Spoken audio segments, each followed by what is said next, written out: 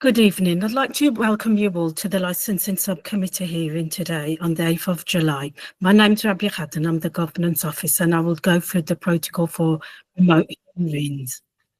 Only speak when invited by the Chair. To speak, please raise your hand and direct all communication via the Chair. Please ensure that your mics are muted when you are not speaking. When speaking, please be succinct and do not exceed the allocated timeframes. If referring to any written submissions, please refer to the specific page number in the agenda pack. Any new evidence can only be submitted at the discretion of the Chair and the agreement of all parties.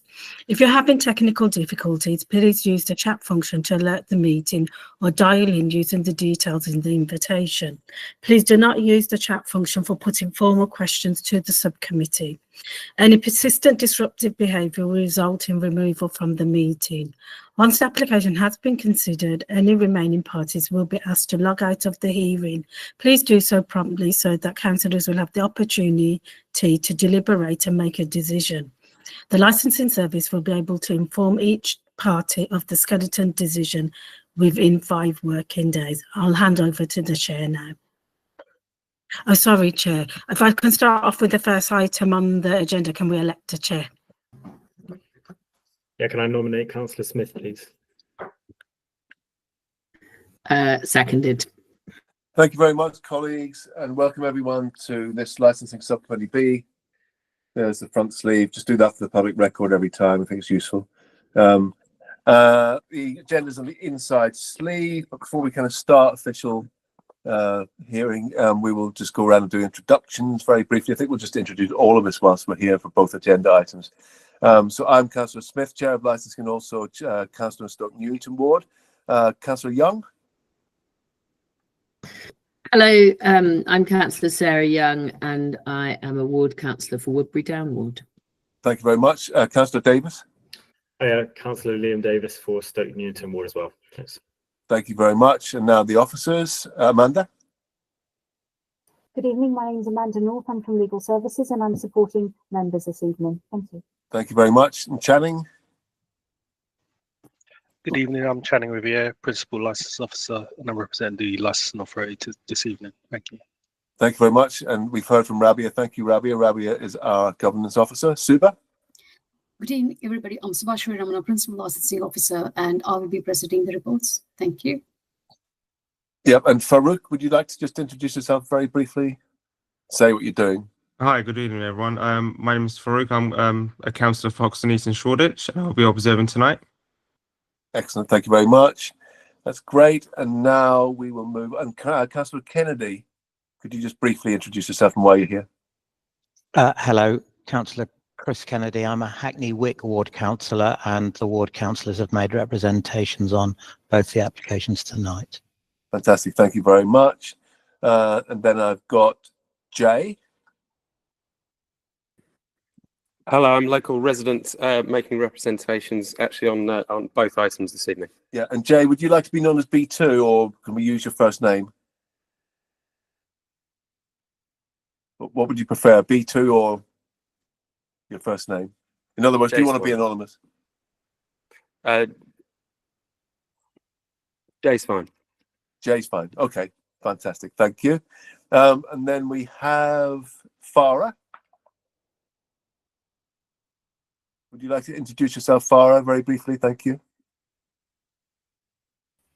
Yes, my name's Farah Amir. I'm the office manager. I'm representing East End Pizza Limited today.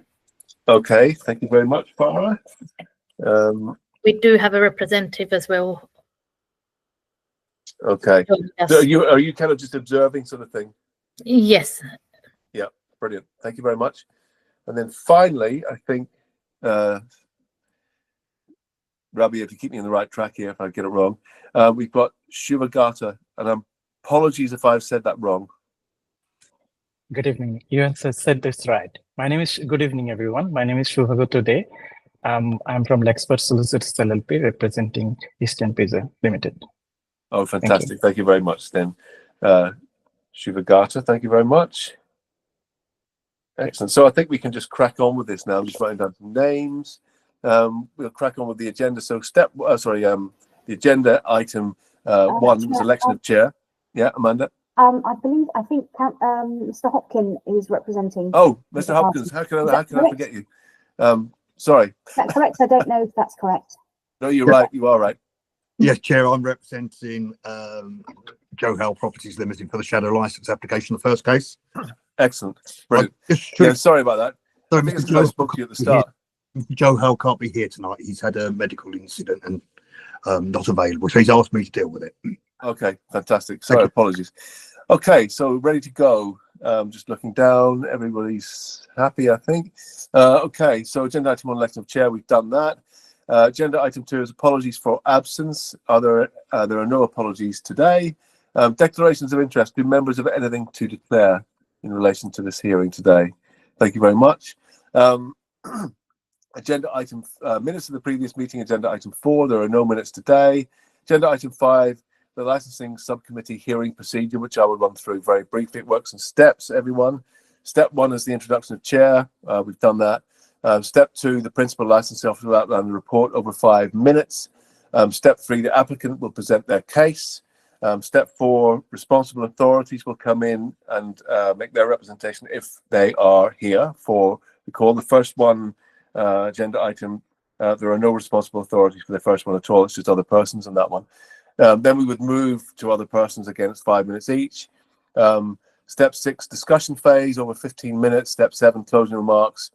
Step 8, final points of clarification, and that's the end of that. So if everyone's happy to go on, then I shall move on to step 2. For the first agenda item, I would like to invite Suba to come in and say your piece about that. Suba, thank you. Thank you, Chair. So the item we are going to consider first is for a premises application received under the Section 17 of the Licensing Act 2003 for the premises 331 Wick Road. The application is seeking permission for films from 11 to midnight, Friday and Saturday, live music and recorded music from 2300 to midnight on Friday and Saturday, and to authorize the supply of alcohol for consumption on and off the premises from 11 to 23:30 Sunday to Thursday, from 11 to 30 past midnight on Friday and Saturday, and for late night refreshment from 2300 to 23:30 on Sunday to Thursday, and from 2300 to 30 past midnight on Friday and Saturday, as stated within the report. Representation remains from other persons, and I have nothing else to add. Thank you, Chair.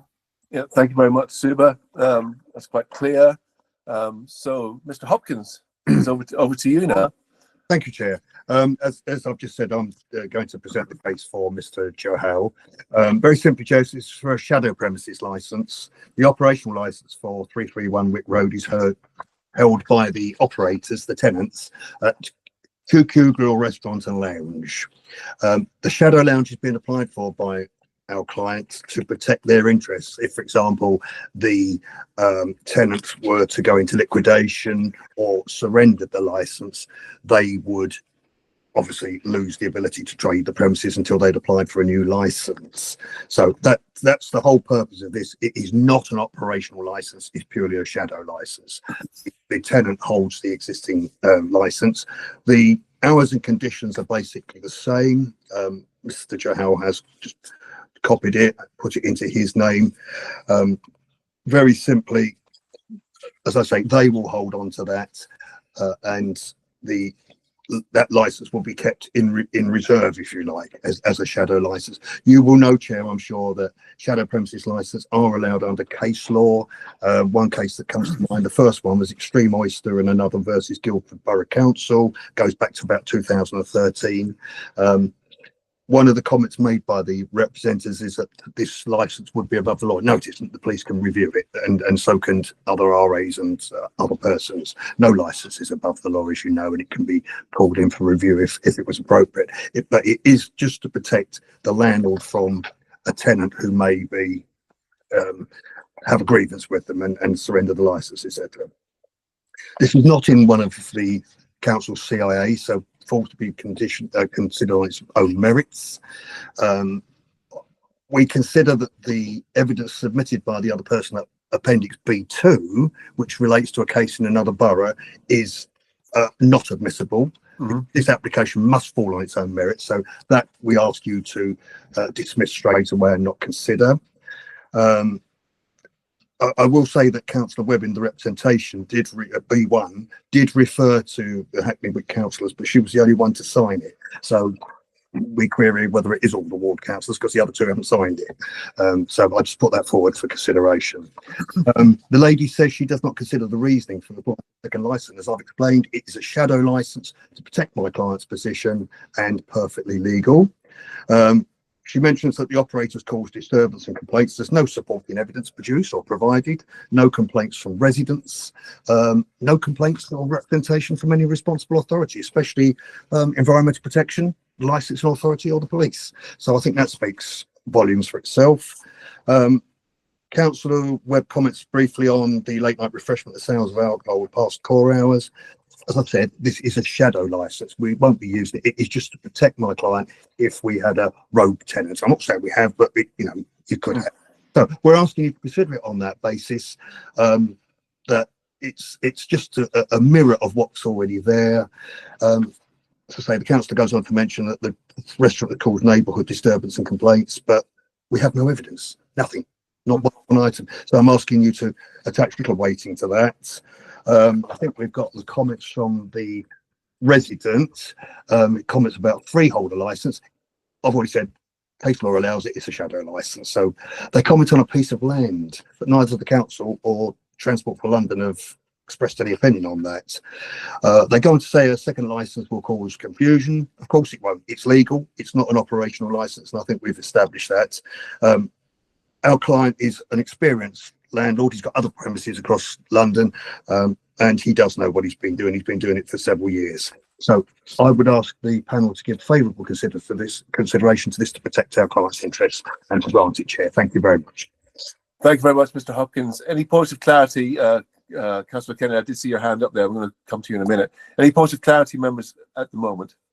Happy to continue. Yeah. Okay, great. Councillor Kennedy, I presume you're here to speak as a Hackney Wick councillor on behalf of your colleague, Councillor Webb. Is that correct?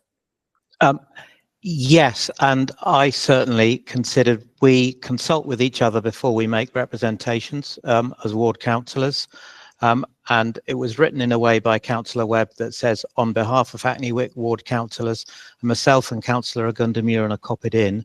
So we certainly operate on the basis that any of us can come and speak to that. And I'd like to speak, please, Chair. Yeah, that's no problem. Thank you. No objection at all to the granting of a shadow licence. Thanks to Mr. Hopkins for outlining how they work. But especially as you don't know who is going to be operating that shadow licence, and it is a shadow licence that will just sit with the property in a residential area, it's our contention, as laid out in the representation, that it should be core hours and core hours only. There's absolutely no justification, especially when you don't know who will actually be operating it, to be anything other than core hours, please. Otherwise, you run the risk, as has happened in the past. Look, you have a resident here. I can simply testify that we have had problems from this premises in the past. Yes, sorry, we didn't outline when the last time someone had written and complained to us in the actual representation itself. You do have the resident Jay here who lives close by. Thank you. Thank you, Councillor Kennedy. Happy to continue, members? Yep. Okay, Jay, if you'd like to come in with your submission, please. Can you hear me? Jay? Hello? There Sorry, we go. I'm here. Yeah, we can hear you now, Jay. Thank you. Okay. Off you go. Your 5 minutes. Thanks. Yeah, off you go. So it's very, very generous of Councillor Kennedy to suggest that there's no objection to another licence at these premises, but there has been a history of issues in the past. I'm happy to report that I'm not bringing current issues today, but this for the freeholder to have another licence does add confusion to the situation. because it can be, you know, they can put in applications for variation, they can trade it, and it's extremely confusing potentially for responsible authorities. I think the case over in Newham is absolutely relevant because the two companies involved as freeholders have the same address, and maybe I should just stop for a moment and just double check with the licensing subcommittee and your advisors that I can talk about this, because I think it is absolutely relevant, and for Mr. Hopkins to try and dismiss it out of hand. Yeah, I think can you just stop 1 second, Jay? Jay, please stop. Well, that's what I'm suggesting. Yeah, just stop. Thank you very much. Amanda, would you like to give us some advice on this, please? And thank you for asking, Jay, by the way. Yes. Members are advised that the premises outside of Hackney are not relevant to this application today. You can't take into consideration those factors. It needs to be, the case is considered on its own merits and based on the representation for the Borough of Hackney. Members can't make decisions based on what's gone on in other boroughs. You know, all we can do is ask the applicant if they, you know, of their any other dealings, that they want to make any representations about any other experience they have outside of the borough. However, members are only allowed to consider the application that's relevant to the Borough of Hackney. Also, it is correct that a shadow license can be applied for by the freeholder of any building where they have a premises. It is, as the agent made representations, used to protect the building and the premises as a going concern should there be an incident like the license being revoked or taken away from the tenant. It's a security for the freeholder to use the shadow license to allow a new tenant to take over, to transfer their license to the new tenant, so that the premises can keep operating and that they don't lose it as a going concern. Otherwise, they would have to apply for a new license. It is correct that the shadow license wouldn't be abused. It would only be used when it's absolutely necessary. And also it wouldn't cause a confusion to the responsible authorities, because they would have made a representation against this application today if it was a problem or if they had any serious reservations or concerns. The police and the responsible authorities usually are aware or made aware if it's a shadow license or whether or not it's the existing tenant that's in the premises, so that they are usually very clear. Their records are set up, especially so that they know who is the responsible person dealing with the premises at the time. I hope that helps. Thank you. Yeah, thank you very much, Amanda. So Jay, I'm afraid you can't talk about that. Sorry.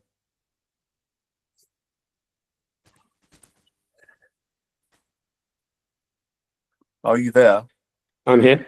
Yeah, carry on, please. All right, I'll start again.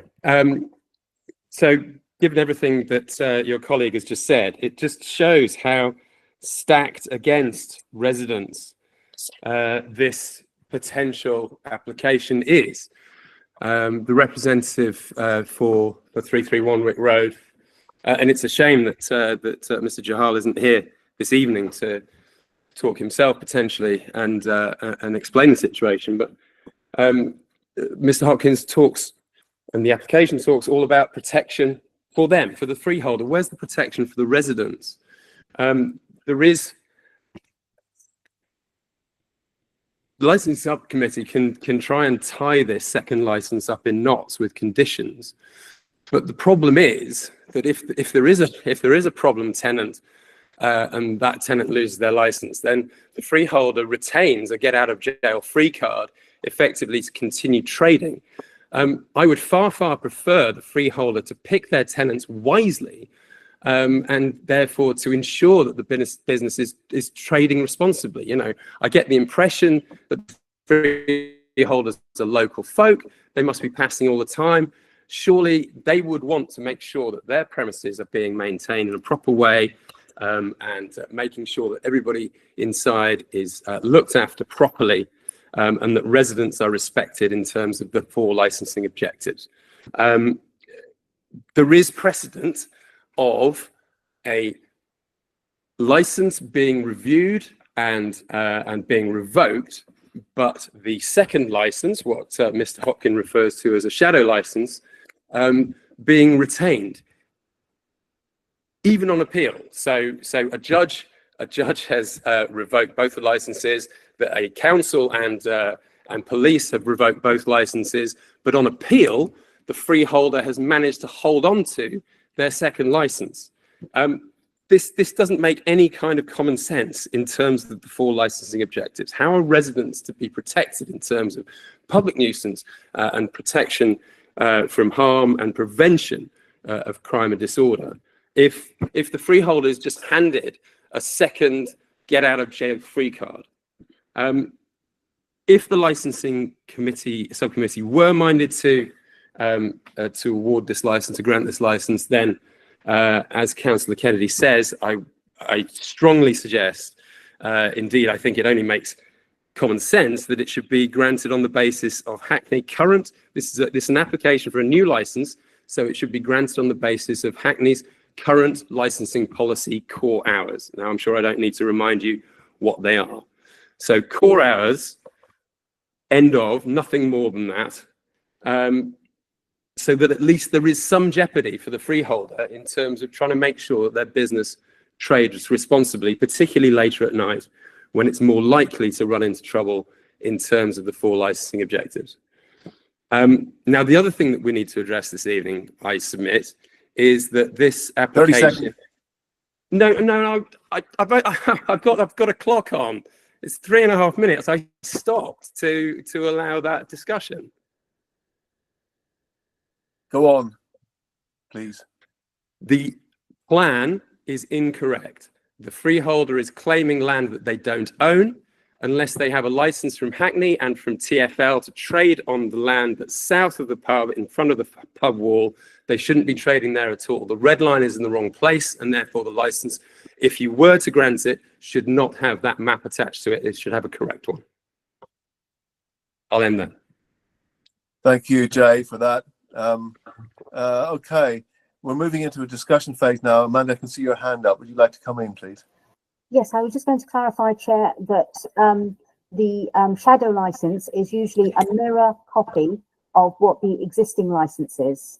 It's not, members do have the, can make the decision if they want to amend the hours. However, the application is, and usually is for a shadow license, a copy of the existing license, so that everything runs consistently.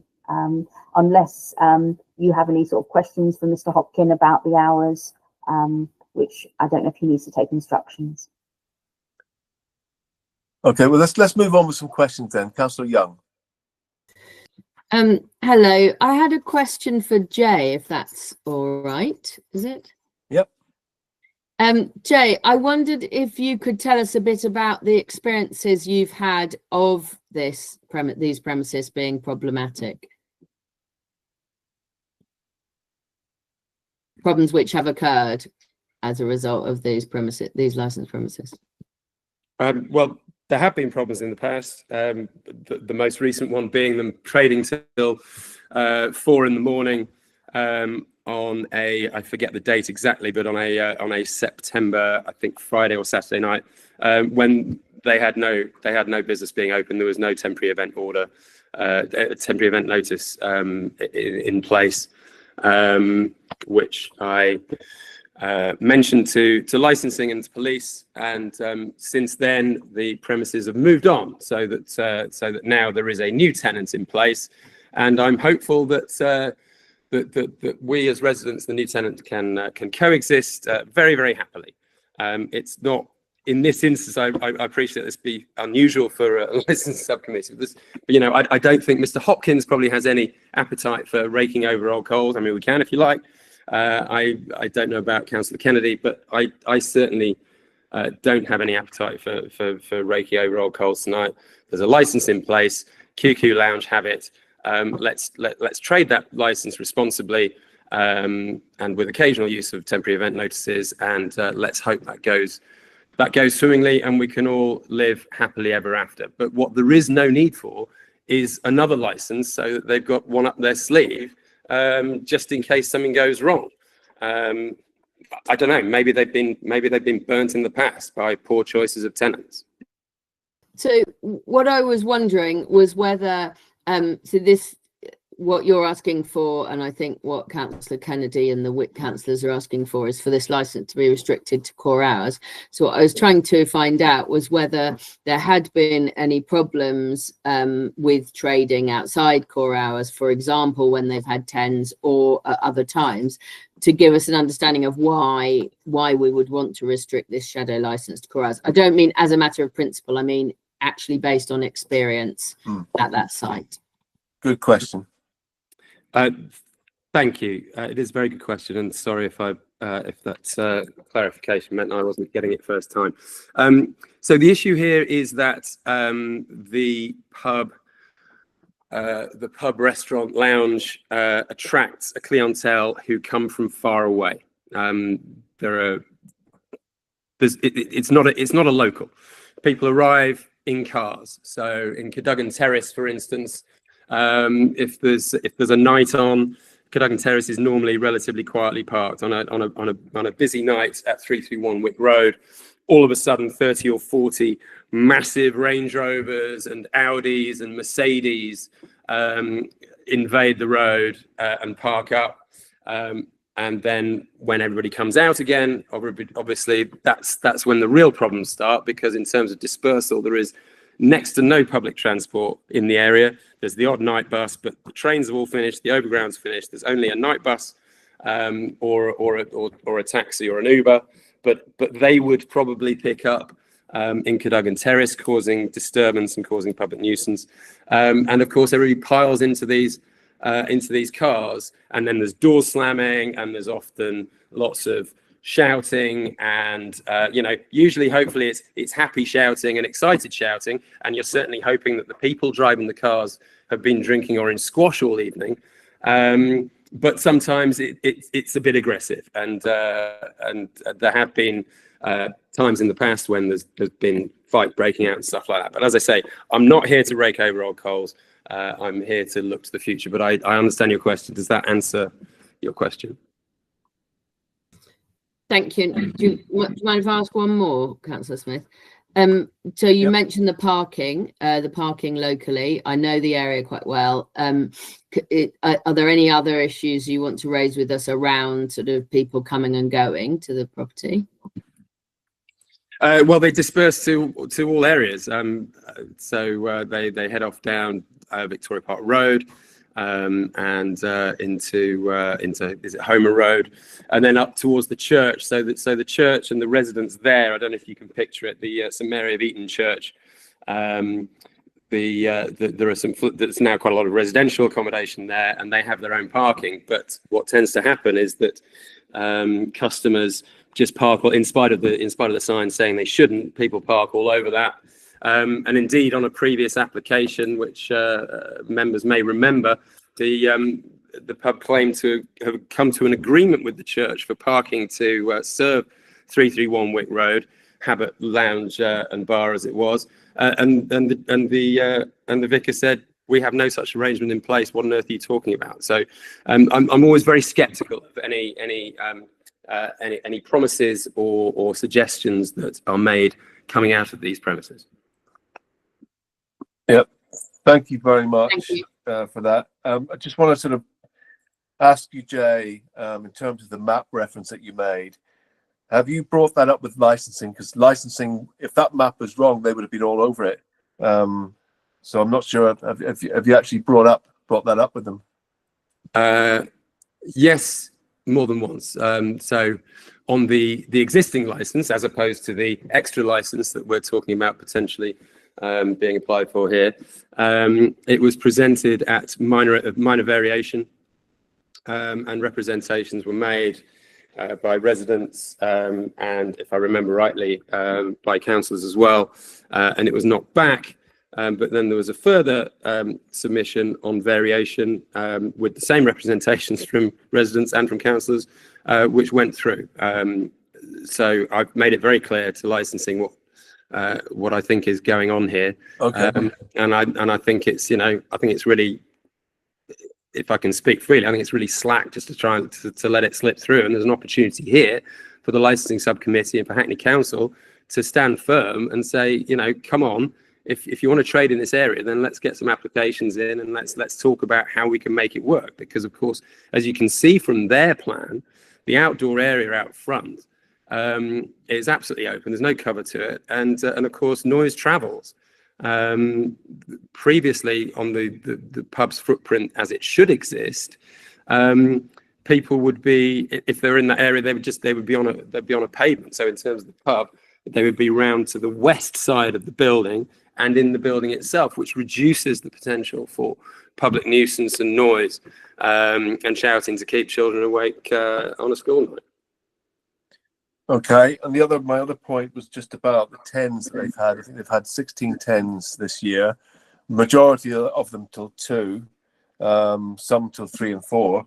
And again, the police have made no submissions here as well, which implies that actually, you know, there've been no complaints to the police about those tens, which have gone on quite late, much later than what this shadow license is applying for. We're just trying to get an idea of what's going on right now.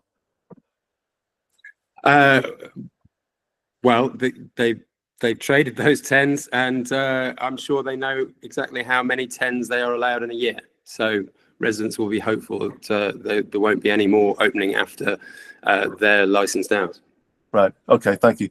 Okay. So let's, Councillor Davis, do you have any questions at all you'd like to? Yeah, I have one for Graham, if that's okay. I understand Mr. Joe Howell's not present, but would you potentially, Graham, be able to speak to how the freeholder would approach selecting a future tenant if that be necessary in the future? So how would you go about engaging with local residents in good faith in that instance if it was to happen? I'm sure, Councillor and Chair, that Mr. Joe Howell would want to get reasonable people in there. He doesn't want to keep chopping and changing every 5 minutes. He doesn't want damage to his business, obviously. That goes without saying.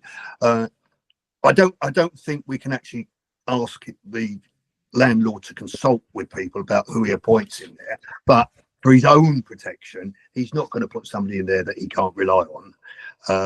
I think one of the conditions is they do have numbers on the window for people to contact. There's 50 conditions on this license, both on the shadow license, if it's granted, and on the original license. And there are some robust conditions about the use of the outside area as well. So there's pretty strong measures on there, but I will mention it to Mr. Joe Howell anyway when I speak to him. Yeah, thank you. Amanda. Yes, Chair. I just wanted to go back to the questions that were raised by the other person, the local resident, Jay. There was 2 points. The map where he was saying the area of land which is not right, is that within the red-edged area? That's the important point for members. The area that he's talking about, is that part of the red-edged area? We need to get to the bottom of that. And then secondly, I think that the local resident may have misunderstood the last question. He was being asked what was his experience when the temporary events took place, and he responded about the number of tens rather than what his experience was of the temporary events. So if you could answer those questions, that may assist you, Chair. Thank you. Yeah, thank you, Amanda. Yeah, Jay, did you catch those? Is that for me then, Councillor Smith? Yes, please, Jay. So yes, in terms of the red line, I mean, do we need page numbers here, or has everyone got it in front of them? Yeah, the map is on. Let me just find it. Page. You've got the online version, have you? 33. Is that online? Mine's 47, but 33 online. I've got a physical copy, which is this. I can show it on the. I can show that'd be great. So hold on. So that black line, because we don't print in color anymore.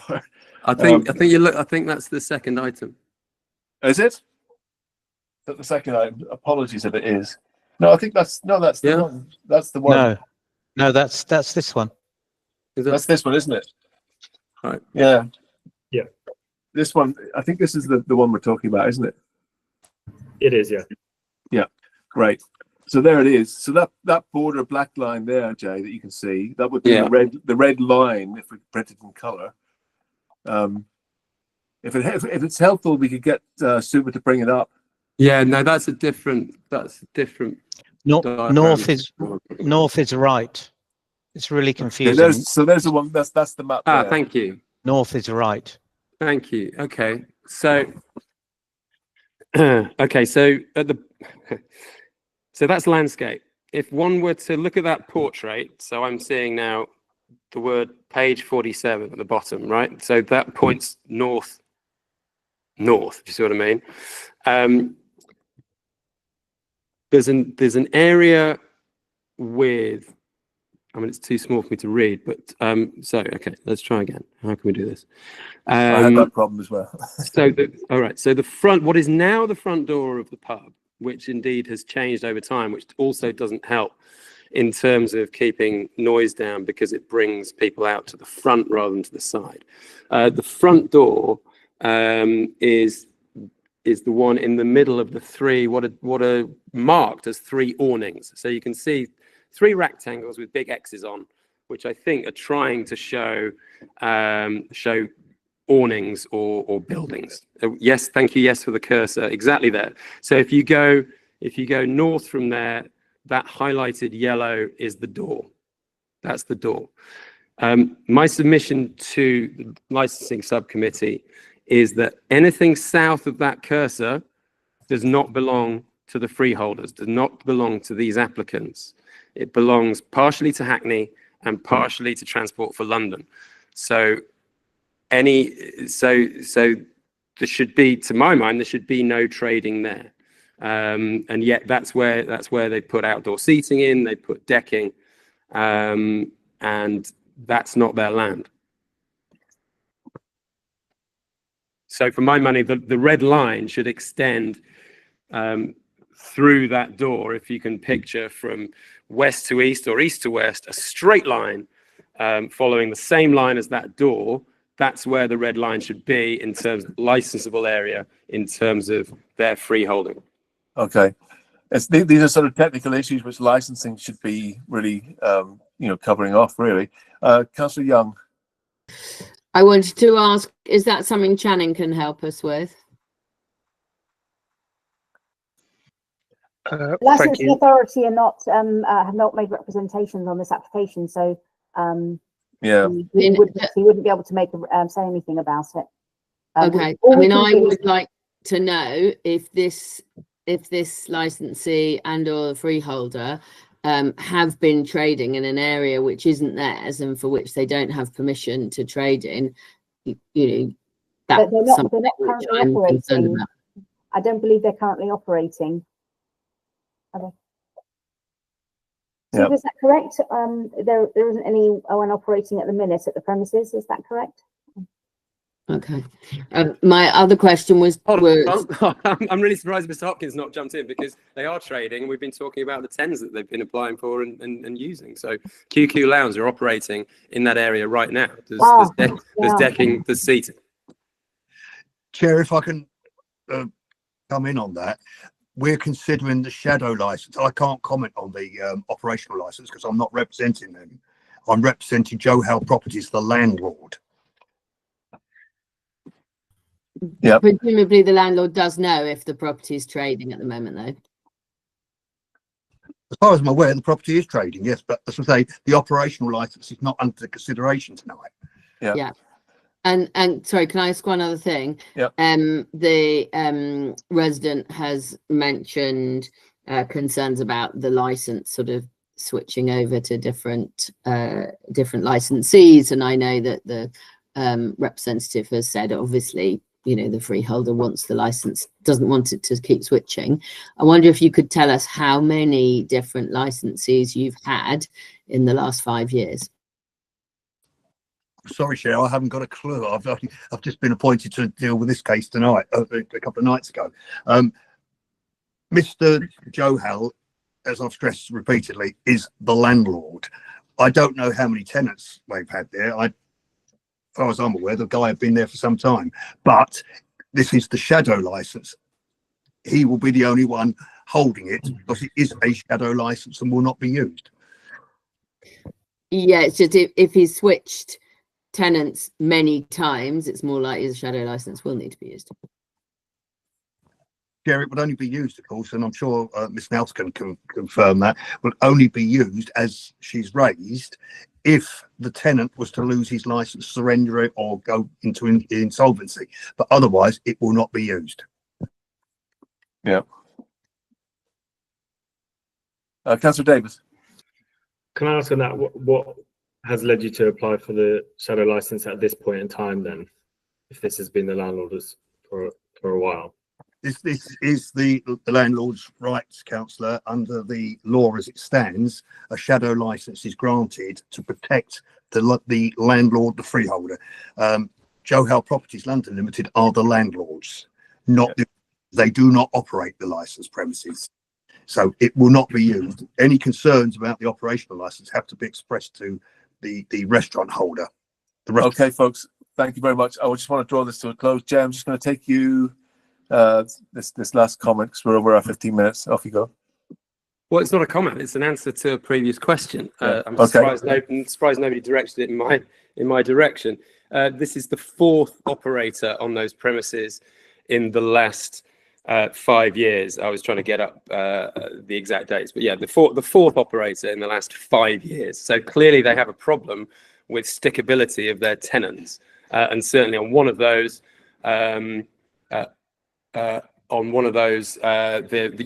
were signs went up in the window saying the place was being repossessed. So, clearly they have issues with their selection of tenants. Yeah. Okay, great. So we'll move on to closing remarks now, if everyone doesn't mind. So I would like to invite, Councillor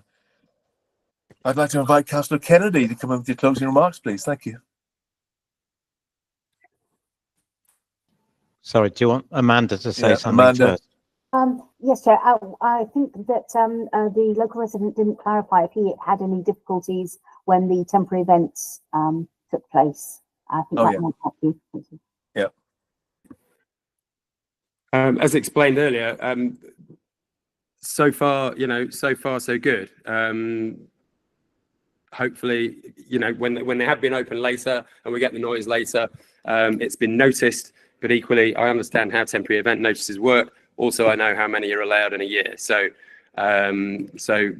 far so good on that basis, because it's been occasional and infrequent.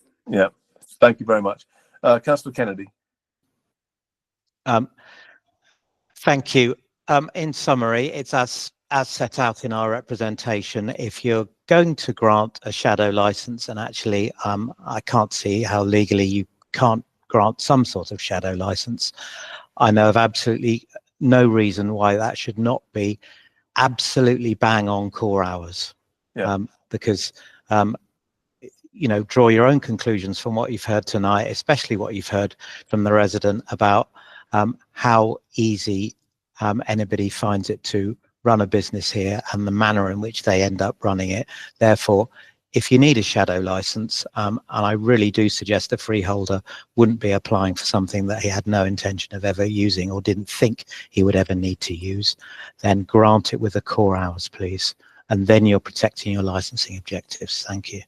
Okay, thank you very much. And Jay, would you like to make some closing remarks? Yes, obviously, I absolutely endorse what Councillor Kennedy says. And I would just also like to point out that when this comes up, Mr. Hopkins is always going to say that the freeholder's not going to use it. And he's going to use words like, the freeholder gets this granted. It doesn't need to be granted. There's nothing in law that says that you have to grant this. And there's nothing in law that says there is such a thing as a shadow license. It's a term that's used in the case that Mr. Hopkins raised right at the beginning of the meeting, for sure. But there's nothing in law that says a shadow license is somehow wrapped up with the operational license, he calls it. It's another license. It's a separate entity. And I realize that having different, having a correct plan on it would make it different from the operational license, but it would make it more correct. I understand that having core hours on this second license would make it different from the current operating license, but that would make it more correct in the current climate of what Hackney's policy is. And so I strongly suggest that this be refused, because it just brings confusion for everybody and brings jeopardy for residents and for responsible authorities. But if you were to grant it on the basis of core hours, and let's get the plan right.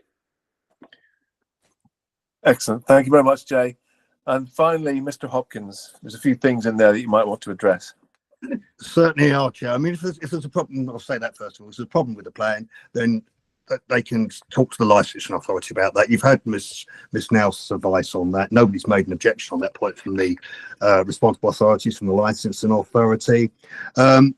We are asking for the shadow license, and the general principle would be that it would follow, as Ms Nels said, and obviously I respect her views, it would follow the operational license. This is to protect the licensee, the landlord, not the operator. So we're asking you to grant the hours as per the application. Mr. Johal will not be using the license. If his tenants cooperate and pay their rent, etc., he won't need to. There are 50 conditions on this application, as there are on the current license. I still think that the one, we've now commented on that, the second license in Newham is irrelevant. It has nothing to do with this application.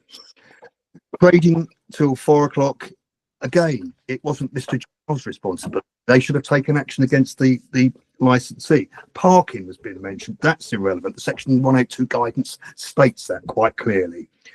I understand about the operators, and I will raise the question as promised with Mr. Johal when I speak to him tomorrow about future operators. But it's not his intention to get rid of the guy that's there.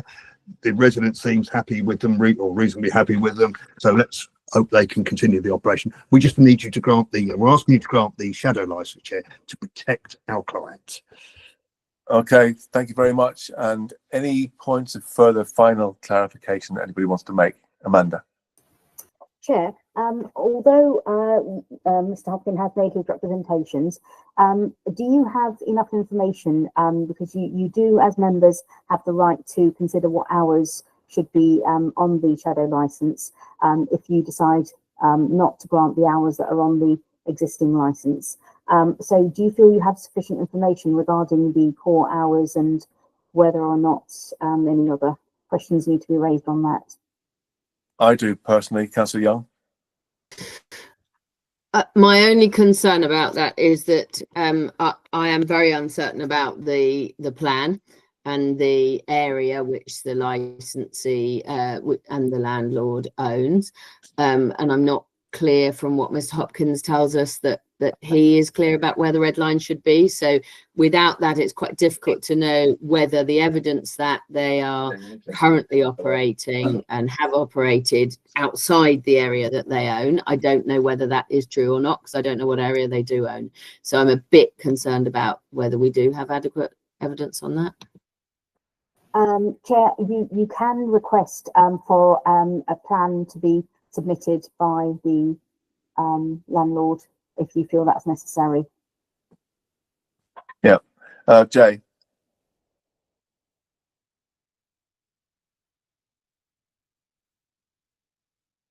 You're on mute. Forgive me. Just on the plan, there was a previous application which was pretty much identical to this, apart from the plan, a few weeks or months ago, and that didn't go to licensing subcommittee because the plan. Sorry, I'm getting strange squealing. Are we okay? Because the plan. There was no plan, and I said, "Where's the plan?" And then they said, "Put a plan in." And 2 days before the hearing, the plan that they put in was for a different premises, which some might say is careless, others might be even more suspicious. And that's why that application didn't go to licensing subcommittee, because it was invalidated by licensing because there was no correct plan of there was no plan of the premises submitted. Full stop. Yeah, my feeling, Mr. Hopkins, is that an accurate plan should be presented. I don't know how you feel about that, and I'm sorry to come in at this point with that, but that's how I'm kind of feeling about it at this stage.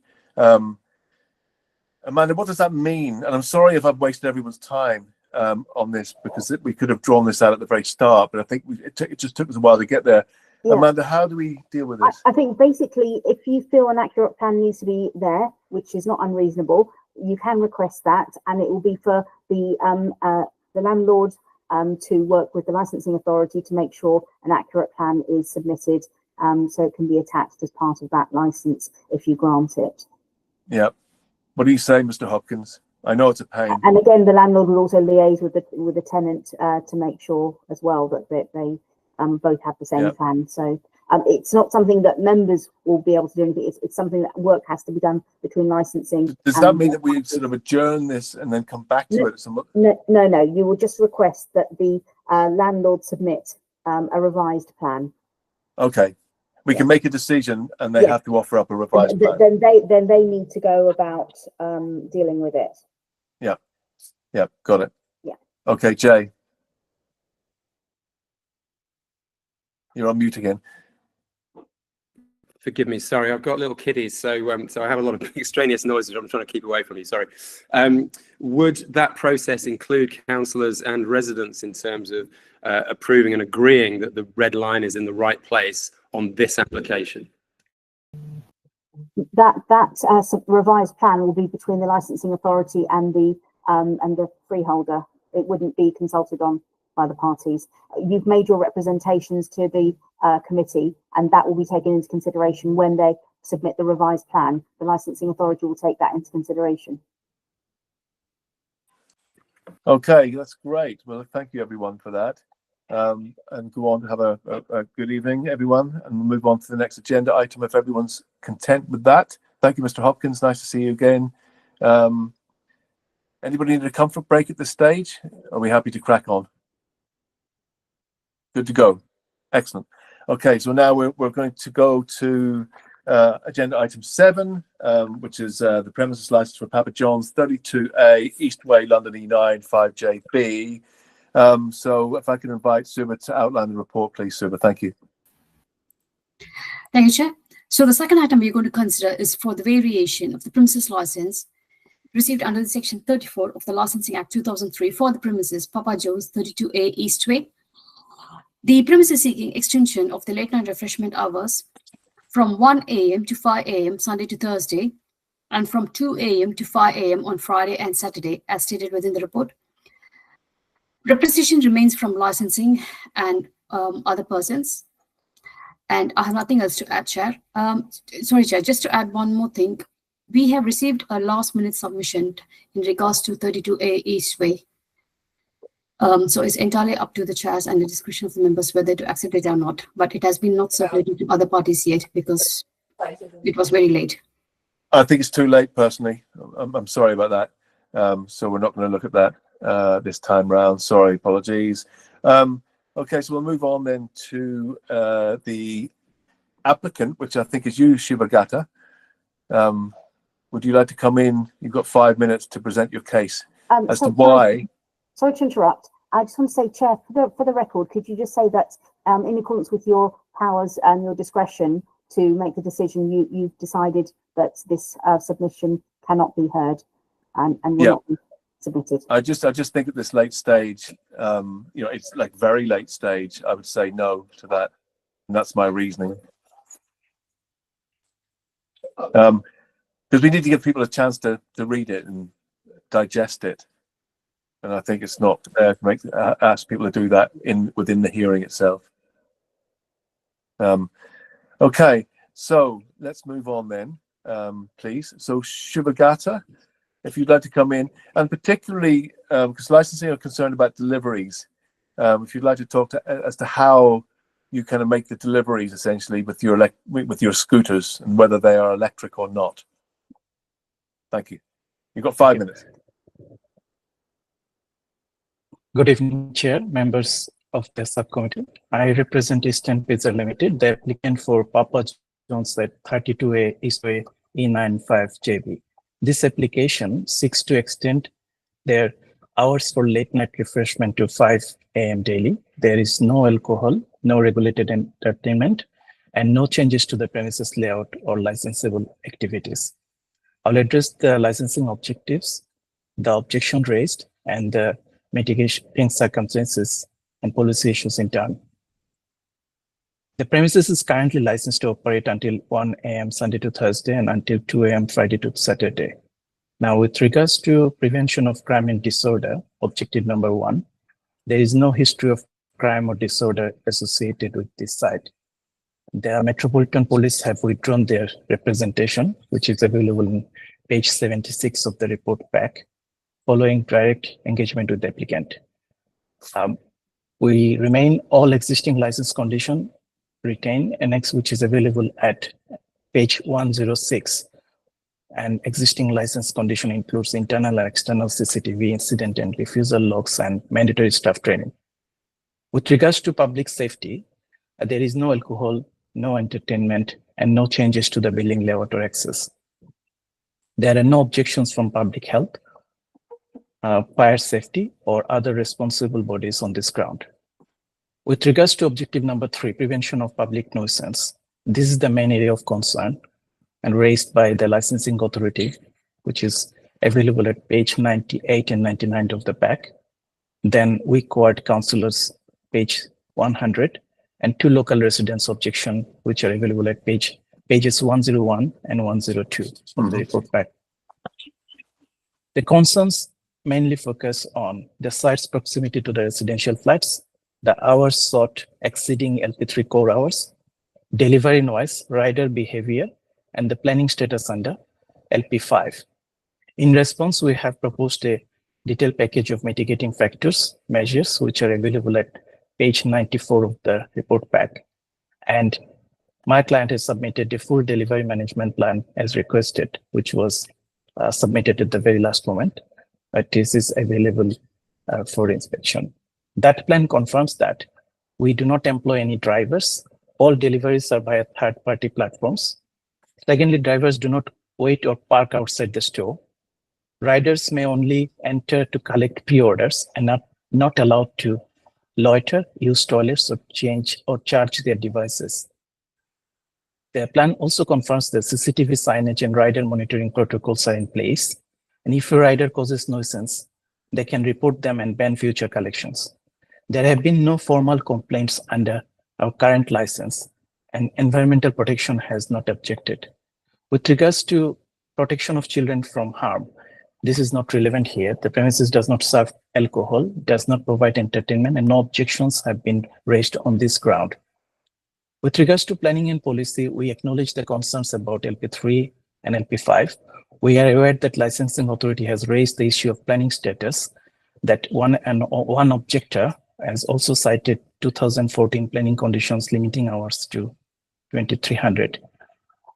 Papa John's Eastern Pizza Limited are addressing this through a separate planning variation, which is already in progress. But the focus today is on the licensing objectives, and we respectfully submit that these are fully met.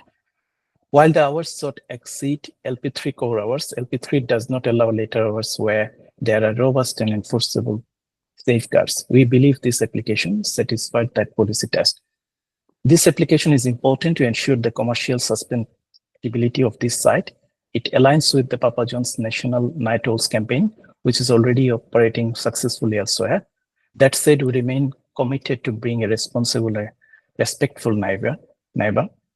And this is a proportionate application I would submit with no alcohol, no crime history, no objections from police or environmental protection, and a full suite of conditions and safeguards to protect the local area has been prepared.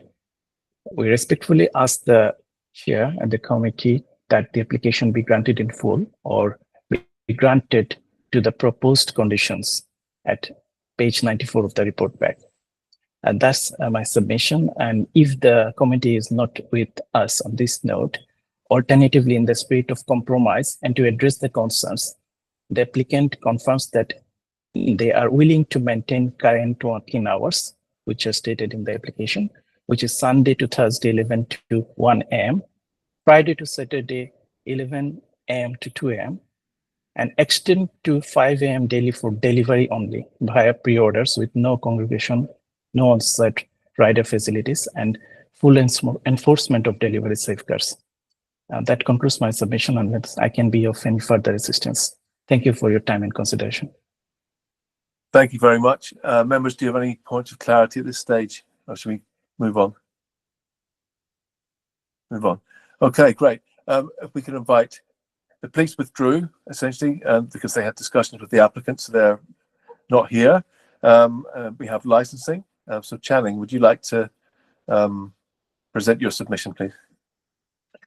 Thank you, Chair. You can see my submission, Appendix B of the pack.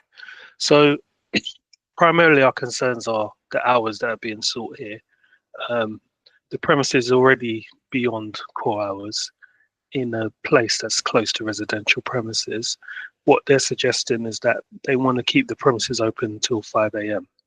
So even with the mitigation just offered of only being walk-in for the current hours, but then being delivery only until 5 a.m. every day, we still think that that is particularly excessive, given that it's a residential area. So that's one of our concerns, the hours that are being sought for this operation, basically 7 days a week until 5 a.m. in a pretty residential area. I think that poses a significant risk to local residents and the prevention of public nuisance objective. The other point regarding LP5 is we're not sure what the actual planning status is in alignment with our policy. So there's a potential here for whatever, if members decide, for example, to grant the license, then they may be doing it not only against our policy, which is at your discretion, but it might place us in a place where we're in conflict with our own planning regime. So that's another consideration. But the primary concern for us is the hours that are being sought. And we still feel that 5 a.m., even if it's delivery only, that would be excessive. So there's not really any more for me to add, Chair, than that. Yeah. Okay. Shavagata, I would say that the planning thing is really important. I know you've got an application in on that at the moment going through, but that's critical, really. And you know the reasons why that's critical. I don't need to go into that. Okay, so let's go to other persons, unless you've got any point of clarification for Channing at all, members. Councillor Young. Sorry, it's clarification. I might not have understood the papers. So what's being proposed is that they shift from delivery only at the current hours to walk in up to the current hours, right? Yeah. Plus then delivery to 5 a.m. Yeah. Thank you. And Channing, from do you have any evidence that there have been problems? I suppose there hasn't been walk-in, has there, up until this point late at night? Is there any evidence that we are aware of that there have been any difficulties, any antisocial behaviour around the premises up to the current time when people can still walk in? It's quite a heavily residential area. There's a, it's on the edge of an estate, isn't it? We haven't had any complaints to date with the premises operating at its current hours. Yeah, thank you. Shavagata, I'd like to ask you a very quick question about the mopeds. Are they all electric? Yes, Chair. They are, and you guys operate them, yeah? Is that right? They are deliveries are done by third-party platforms like Uber, Deliveroo.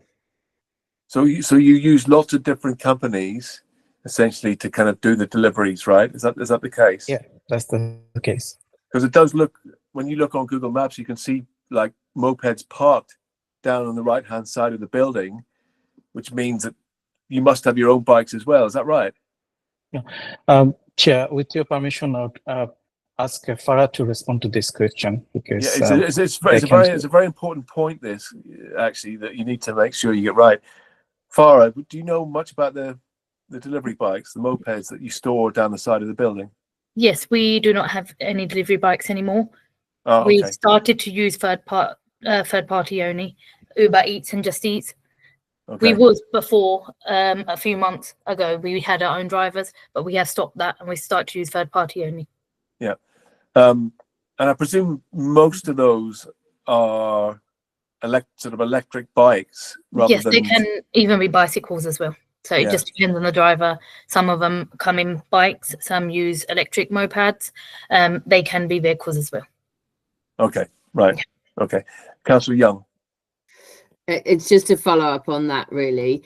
I don't know if you're aware, but one of the things that we get lots of complaints about in the council is people riding illegally converted bikes, e-bikes, which have been converted into mopeds, but are not properly registered.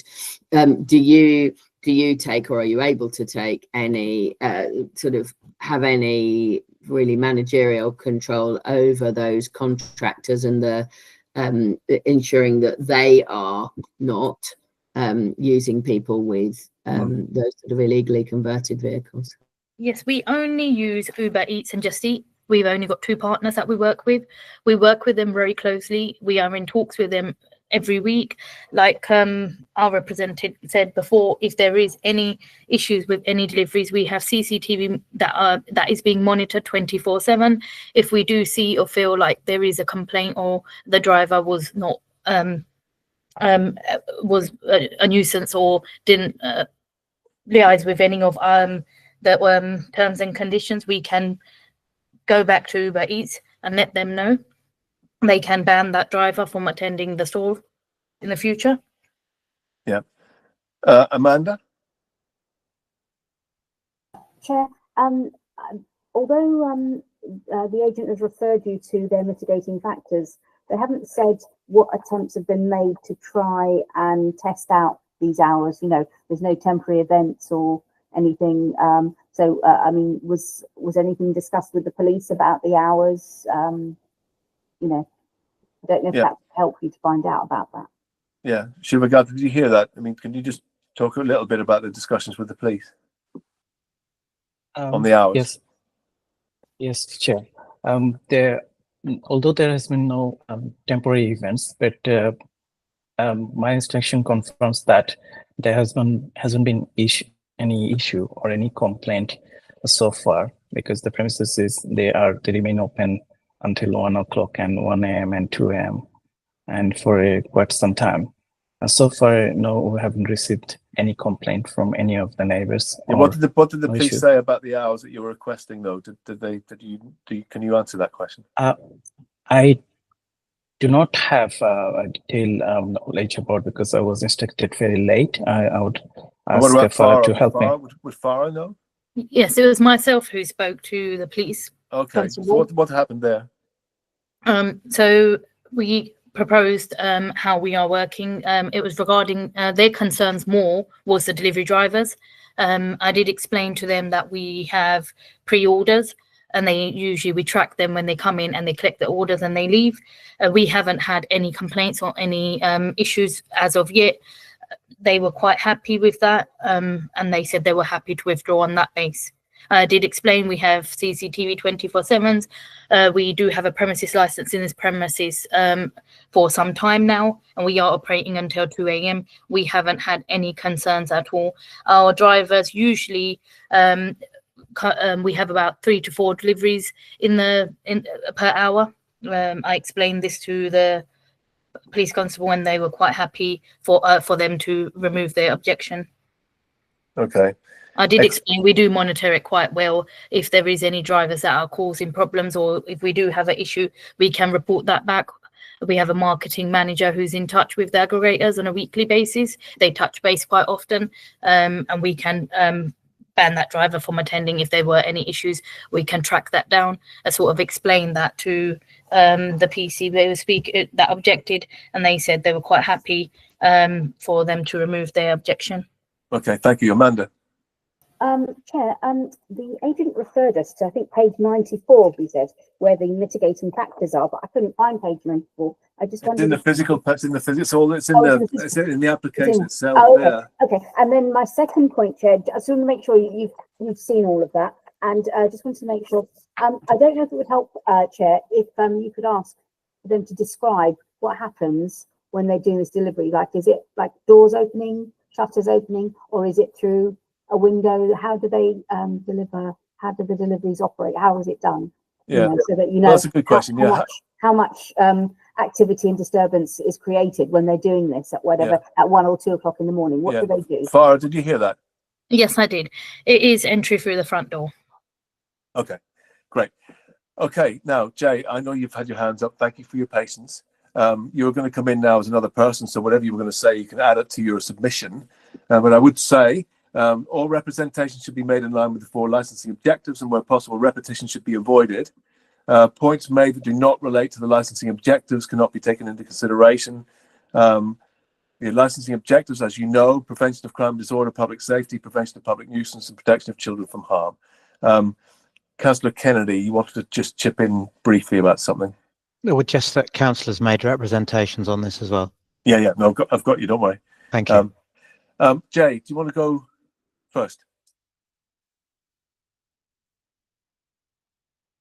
Hello, you're on mute still. Are you there, Jay? I know you've Sorry, got my mistake. Forgive me. This for me as a local resident, this is very clear. The licensing policy is very clear in terms of core hours, and this absolutely falls foul of that because of the clear chance of public nuisance. We all know how this works. Mopeds and motorbikes come up. People are on mobile phones. They're talking. Orders are changed around. You know, it's a menace when people are trying to sleep. Secondly, it is a very, very densely residential area. Yes, it's a busy road, but it's a dense residential area with flats above and across the road at St Mary of Eton Church and those blocks. The planning conditions are very, very clear, and indeed their current operating hours are way beyond what I understand their planning hours to be. It's all very well to say you've got a planning application in train, but that's not relevant here. The licensing subcommittee needs to consider it in terms of licensing and on the facts of today, and in planning the application. The use was permitted until 2300 on any day, and yet they're trading way beyond that. So they're already doing well. They don't need any more. 1 and 2 o'clock in the morning is quite enough. And there was a recent application from across the road from Hackney Garden, who operate a similar business, and the precedent there is that licensing subcommittee followed the planning hours. And so Hackney Garden, great, were awarded their first license by Hackney, which is great. They can trade, and hopefully they'll be really successful. But the condition in terms of timing was their planning permission, which I forget off the top of my head, but it's around the sort of 11 o'clock midnight kind of area, which is fair to local residents in the light of the licensing objectives. Okay, great. Thank you very much, Jay. And Councillor Kennedy? Thank you. Pretty much backing up what Channing has said and what Jay has said. It's a residential area. It used to be a pub, used to be called the Victoria, this building. And I think that planning permission was based on the fact that they knew it would be converted for residential above, and they were expecting that it would be a dine-in function underneath that finished at your traditional 11:30 midnight kicking out time, and that's why you see those hours and the reason for those hours on the extant planning permission for the building. And yet, you know exactly what late night delivery drivers are like. However much they can you can condition it, they will talk to each other, and when they see each other in the street, they shout at each other and say hello, especially if they know each other, even if it's 3 o'clock in the morning. And there is the sound of doors closing and engines of whatever type starting up, vehicles being parked, and therefore it's my contention that if you granted any further hours here, I think I agree with Jay. They're lucky to have what they've got at the moment. If you granted any further hours here, you'd be endangering the prevention of public nuisance licensing objective, and you definitely, as things stand at the moment, be completely contravening your own LP5. Thank you. Thank you very much. And we did have C3, but I don't think they're here. Is that right, Rabia? You're on mute. Yes, that's correct, Chair. Okay, great. So we'll just move into the discussion phase.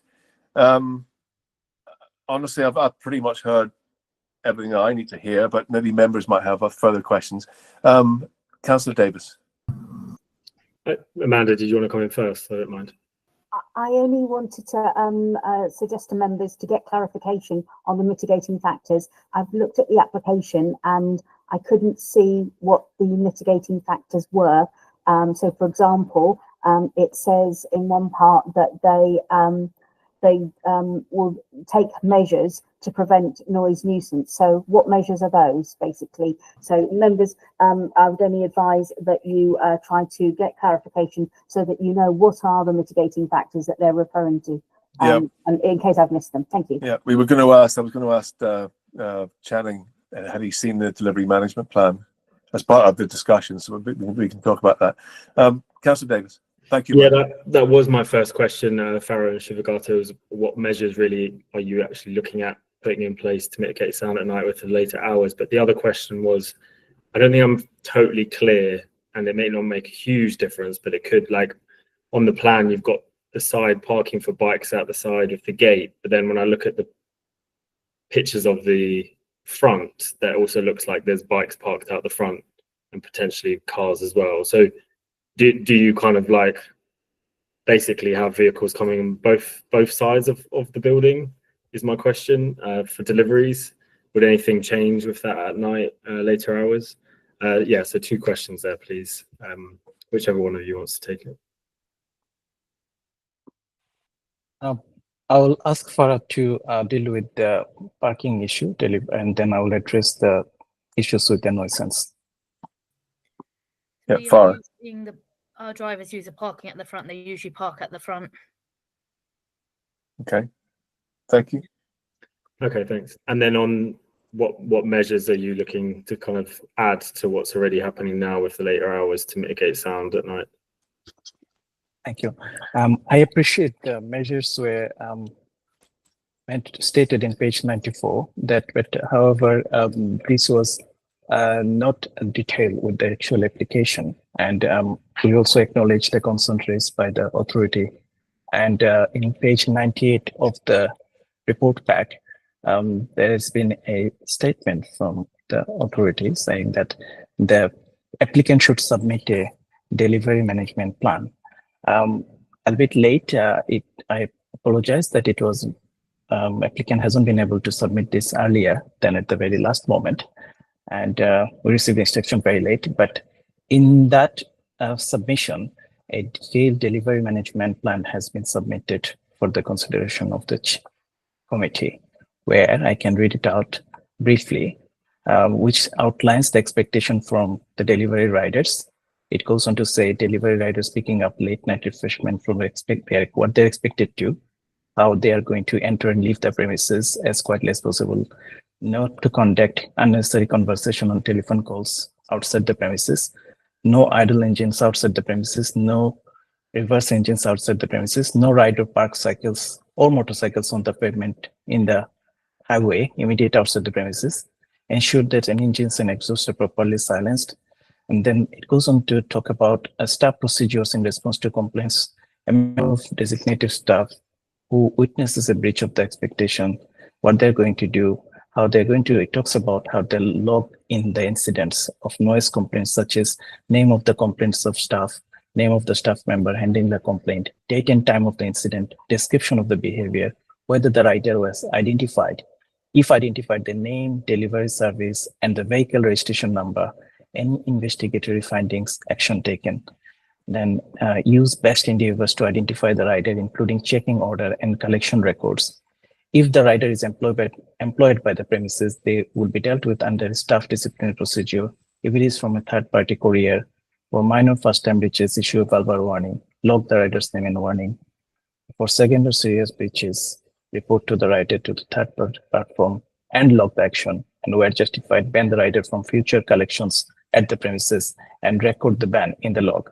I would submit that we share the concerns of the committee that this is an issue which the applicant has been dealing with for quite some time, because they are opening quite late, and so far they have been able to minimize the noise and nuisance, and which is why I would submit that there hasn't been a single complaint so far against this company, which they are a national brand. And they obviously in these premises they haven't registered or received any single complaint. So my submission would be that yes, they can be trusted because they have already demonstrated that they are able to monitor their delivery drivers, and they have also outlined a detailed plan, delivery management plan, and their management is serious about implementing this action plan going forward. Thank you. Thank you very much, Shivagata. Channing. Chair, can I just clarify if the delivery management plan that we're making reference to, is that in the actual report pack or is that part of the late submission? It's part of the late submission, I think, Channing. But are we not supposed to be considering it then if it's part of the late submission? Hasn't that been excluded? That's what my query is. Yeah, we've heard some of it, so we've got some of it in the back of my mind, but you are right, it's not been submitted, so we can't sort of formally kind of consider it. It wasn't submitted in time, but we've heard roughly, you know, what it entails. Amanda. Chair, I don't know if you would get clarification. How many members of staff do they have? And how will they be monitoring the outside area and things like this? Yep. How many members of staff are you going to have? Farah, could you please answer this question? Yes, it's 1 to 2 members of staff during those hours. Okay. We do have CCTV outside the shop as well, and we do have audio CCTV. Councillor Davis? Yeah, so I mean, my comment was a bit of a clarification on, we heard bits of the delivery plan, even though we're not considering it, but I still don't guess, I don't really understand how we would be able to monitor third parties to keep silent phones and things like that if you don't know the driver's coming. So yeah, I agree. Yeah, I agree with that. I don't think it's a question as such. It's more of a sort of an observation. I feel the same way. Councillor Young. Just sort of based on the last comment that was made about the number of staff, I was just a bit concerned about the idea of having a lone staff member in the middle of the night at this premises with people coming and going, making deliveries, and just wondering what the security is there for the staff. Did you get that? Safety of staff, I think, is the question. Farah? Shivagata? Who wants to answer? Farah, do you want to answer? Whoever wants to, really. It's up to... Yeah. Yes. So we have been operating for some time. We are open until 2 a.m. on a Friday, Saturday already. We do have 2 members of staff. We haven't had any complaints as of yet of any sorts. And we're hoping moving forward as well that it will be the same scenario. Yeah. But you've had no problems in regards to the staff safety? No problems. We do have majority, about 75%. We are a Papa John's franchise of 45 stores nationwide. About 75% of our stores do have a premises license. There are premises, quite a few of them actually, that are open until 5 a.m. We really have had any incidents with our staff members as well as drivers. I know one of the councillors has said, how would we sort of monitor this? Like we said, we monitor if there is a driver that has not followed any of the terms and conditions that they should be doing. We can track that order and we can flag up that driver saying this driver came in at this time to pick up order number this. They, were causing this problem, or we had this problem.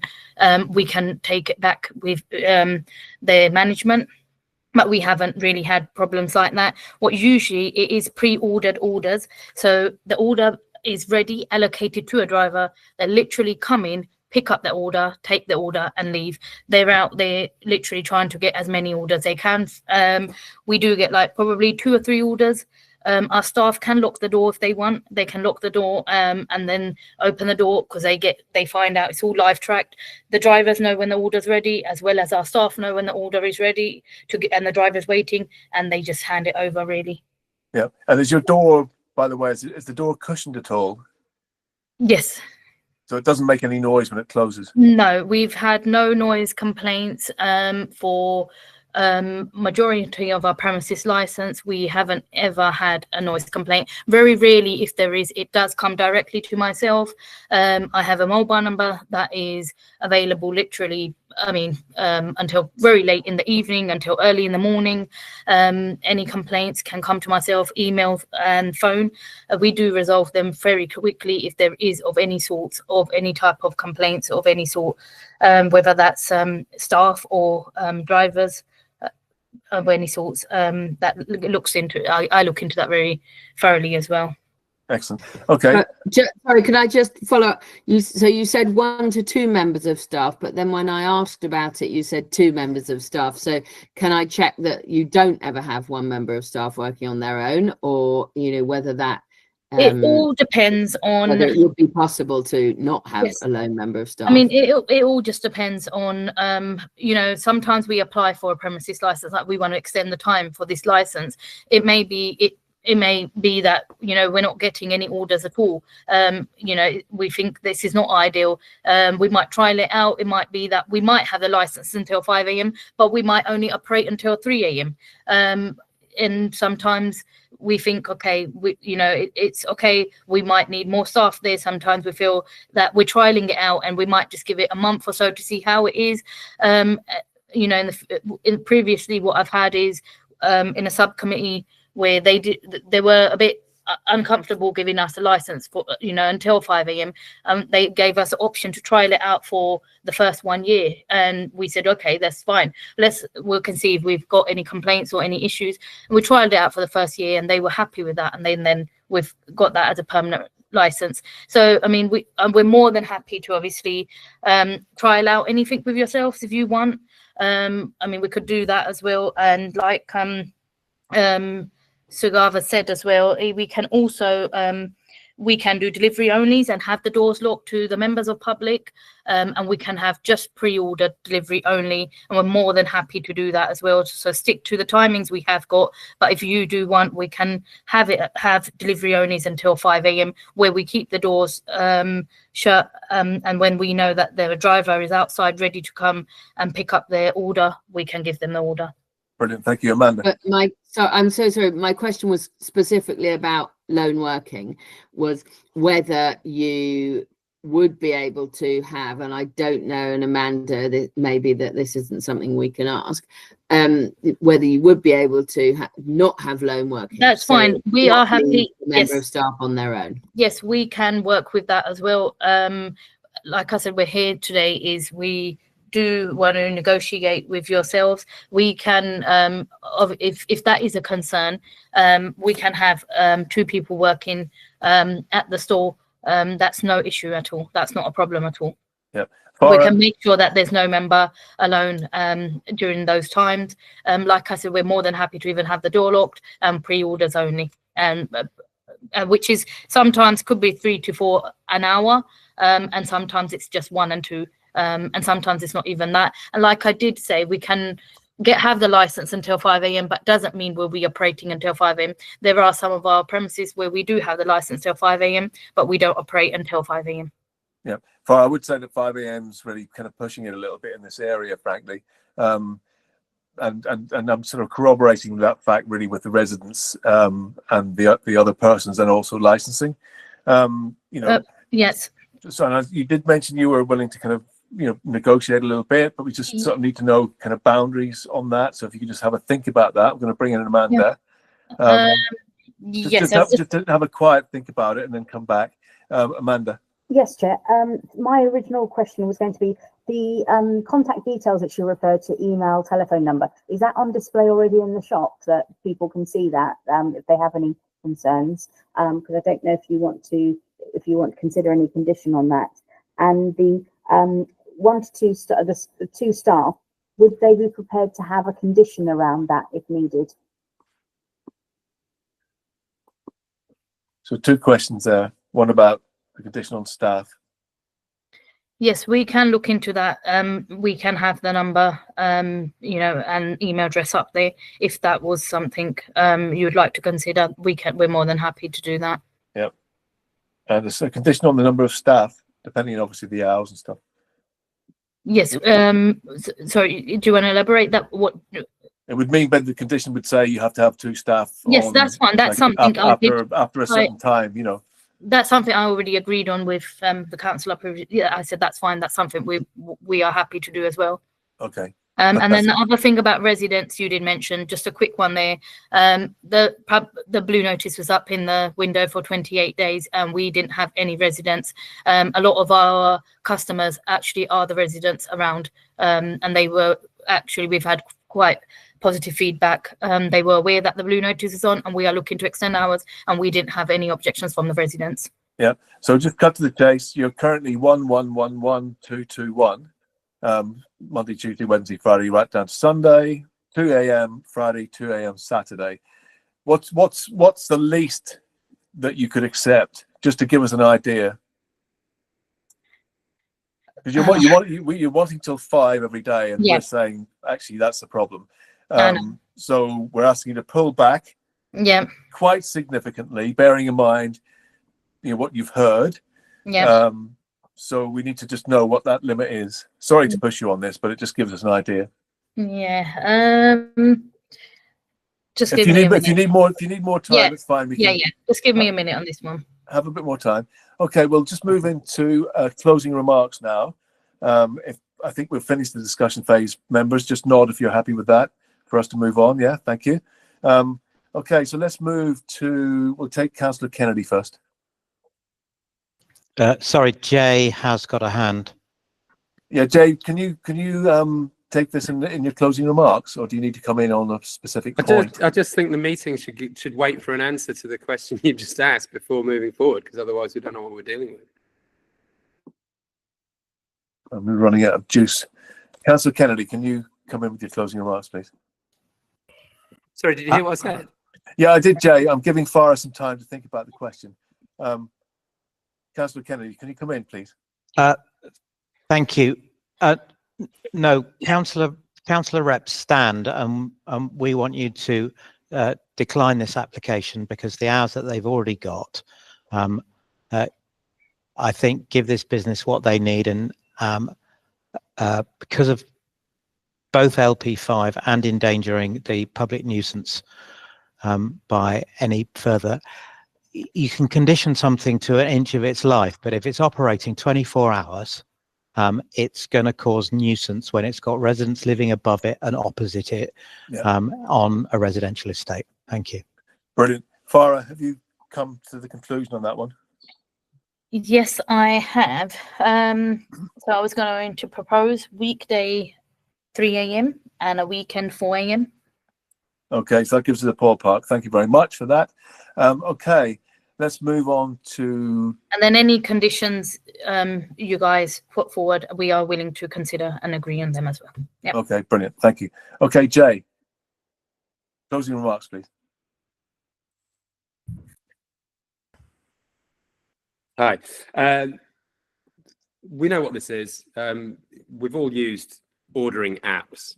They don't care who lives where. They don't care who's disturbed. They're bits of technology. And with extended hours, the poor people who live around this business are going to suffer public nuisance, because these bikes and cars go huge distances across London.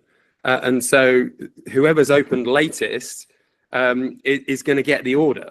And that's not fair on the people who live around this business and are going to be disturbed by it. And it does nothing. It does nothing for the borough of Hackney, because this is effectively at this time of night, as a delivery business, it's a technology-driven business, which doesn't respect boundaries or respect people's sleep. This is just nothing for Hackney as a borough, It's not like, you know, we've heard how few people are employed there. It's not even as if they're going to claim that there's a great employment opportunity here for the business.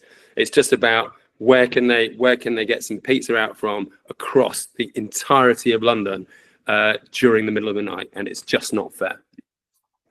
Thank you very much. And I think we'll take Shivagata. Would you like to come back with your closing remarks, please? And then we'll take Channing after that. Thank you, Chair. I would submit that we appreciate and acknowledge the concerns raised by the councillor. And however, there is the committee will also appreciate that there is no evidence in the information pack which suggests that there has been a case of public nuisance or incidents, given that this company is operating at 1 a.m. and 2 a.m., which is quite late on Friday and Saturday. There hasn't been any single complaint so far. I understand this is close to the commercial area, but in the report in page 95, it's written that the premises is located along a commercial parade.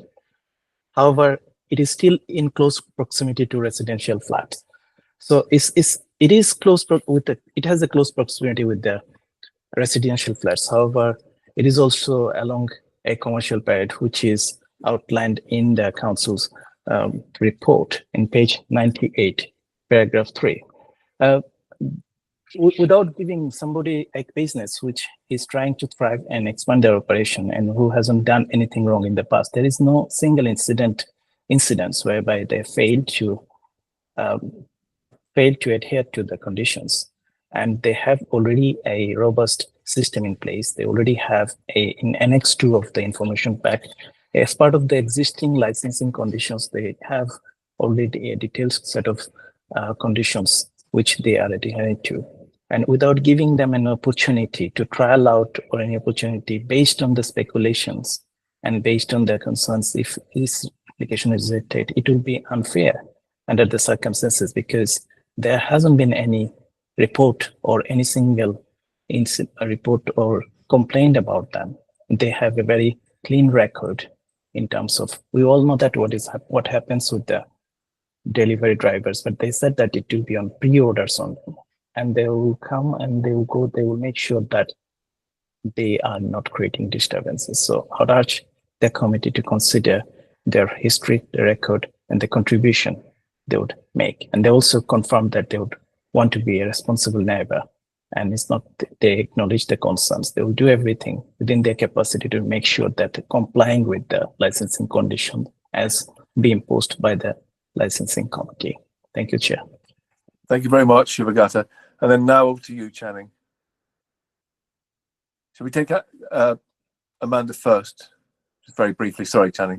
Yes, sorry, Chair. I just wanted to clarify for members that you cannot offer a temporary 1 year test or trial period to because that wasn't set out in the application when it was consulted on. So that's why you can't do that. There's no temporary opportunity there. So it would have to be either refusal or approval on the application as it is. Thank you. Yeah, thank you very much. Channing.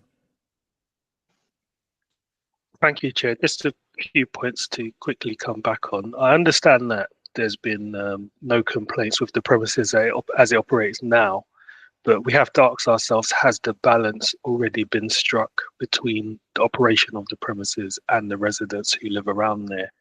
I mean, from 1 a.m. Sunday to Thursday and 2 a.m. Friday and Saturday, probably a lot of people feel that's acceptable sort of hours for them to operate to. Whereas what they're asking for, even with the suggestion of pulling it back by 1 hour on some of the other days, is still quite excessive hours in our view. And we've not really heard anything that convinces us that the licensing objectives wouldn't be put at risk by this operation.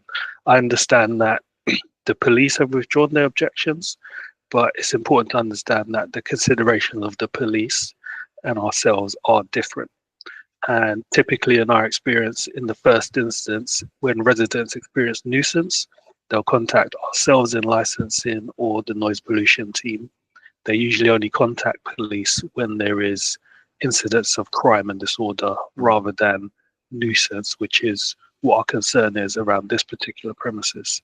So when you compound that with the actual outstanding issue of the planning in relation to LP5 and then going on beyond LP3 further than it is already, we've heard nothing to alleviate our concerns, Chair.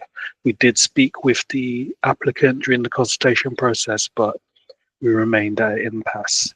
I still think the hours they're seeking are too late, Chair, and I don't have anything further to add. Okay, thank you very much. And I think, Farah, I'd just like to hear from you very briefly, just give you an opportunity to come back for a minute or two. Yes.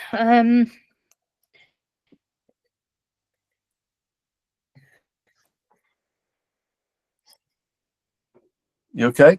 Yes, yes.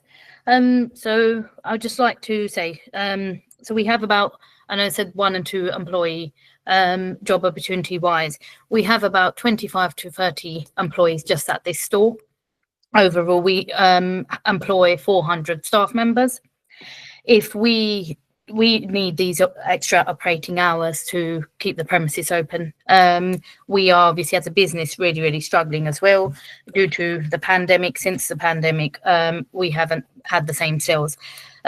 We are trying to obviously help the local residents as well. We don't want to be the problem. We want them to obviously feel well that we can obviously resolve any issues they have as well. We will be working alongside closely with all the aggregators, like I said before as well, to make sure that we don't have any issues and try to monitor that. We do have CCTV 24/7 hours, as well as all our staff have got fully trained and they've all got their all the training, all the necessary training as well.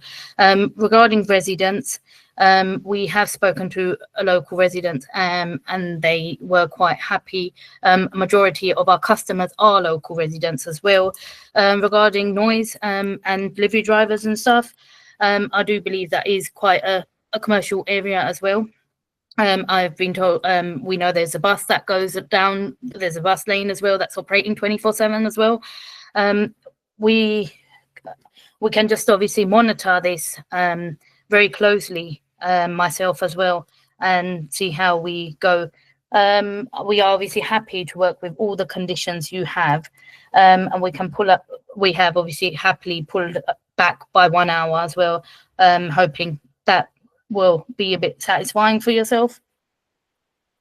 Okay, great. Channing? Chair, I just wanted to add that I know the applicant mentions that local residents are in support of the application, but we haven't seen any submissions that support the application. Yeah, correct. Fantastic. Okay, thank you, everyone. Final point of clarification, just in case. Okay, great. Thank you, everyone, this evening for your patience and for your contributions. Please go on to have a nice rest of your evening, and we will go off and deliberate these. You will get a skeleton decision tomorrow and a written decision within 5 working days. Thank you. Yeah. Good night, everyone. Thank you very much. Thank you. Bye.